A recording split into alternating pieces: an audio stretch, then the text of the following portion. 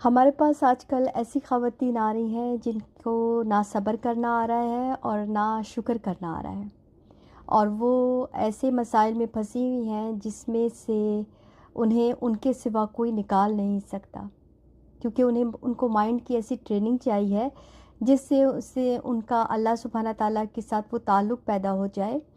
کہ جس سے اللہ سبحانہ تعالیٰ انہیں صبر بھی دیتے ہیں اور شکر کرنے والا بھی بناتے ہیں۔ اور وہ ٹریننگ اللہ سبحانہ تعالیٰ نے قرآن کے ذریعے ہمیں دی ہے۔ اگر ہم قرآن پڑھنے والے ہیں تو پھر ہمیں سمجھ آئے گا، اور قرآن بھی صرف عربی میں نہیں، بہت سے لوگ عربی میں قرآن پڑھ رہے ہیں لیکن سمجھ کے نہیں پڑھتے، تو جب ان پہ کوئی مصائب یا پریشانی یا وہ ٹیسٹ آتا ہے تو چونکہ انہوں نے قرآن نہیں پڑھا ہوتا اپنی زبان میں، تو پھر انہیں وہ ریمائنڈرز نہیں ملتے۔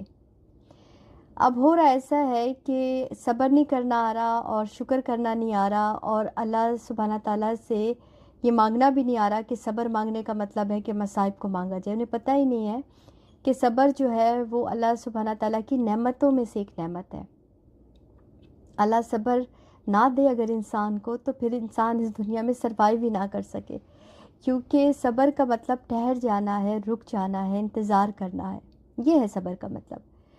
اب آپ ایک پلیٹ فارم پہ اگر رکتے ہیں تو ایک نیکسٹ پلیٹ فارم کی جو گاڑی نے آنا ہوتا ہے، تو کیا آپ اس ٹائم پر صبر کرنے کے بجائے آپ واویلا مچائیں گے، یا آپ خاموشی سے اپنی سیٹ پہ جا کے بیٹھیں گے اور اپنے پلین کا یا ٹرین کا انتظار کریں گے اس پلیٹ فارم پر؟ اب جو لوگ ایسا کریں گے، اس کا مطلب ہے کہ ان کے ذہن میں ایجوکیشن ہے نا، کہ انہوں نے اس ٹائم پر صبر کرنا ہے۔ اب اسی طرح جب ہم سے کوئی چیز اللہ سبحانہ تعالیٰ لے لیتے ہیں، کوئی بھی نعمت اگر اللہ سبحانہ تعالیٰ اس کے بدلے بہتر دینے کے لیے لی جاتی ہے ہمیشہ، تو وہ ٹائم اگر آپ واویلا مچائیں گے تو پھر آپ کتنے بدصورت و بدنما لگیں گے۔ لیکن جب آپ اسی چیز کو بیٹھ کر اللہ کا ذکر کرنے والے اور صبر کرنے والے ہوں گے، تو آپ کے کا حسن بھی بڑھے گا، اور آپ کا جو انتظار کی گھڑیاں ہیں وہ آپ کو ایک گریسفل پیریڈز کے بعد وہ چیز عطا کر دی جاتی ہے۔ اب میں نے دیکھا آج کل خواتین میں صبر کرنے کا کانسیپٹ بہت کم ہو گیا ہے، اور صبر ایک ایسا اسکل ہے جو ہمیں قرآن دیتا ہے۔ شکر ایک ایسی اللہ سبحانہ تعالیٰ کا گفٹ ہے،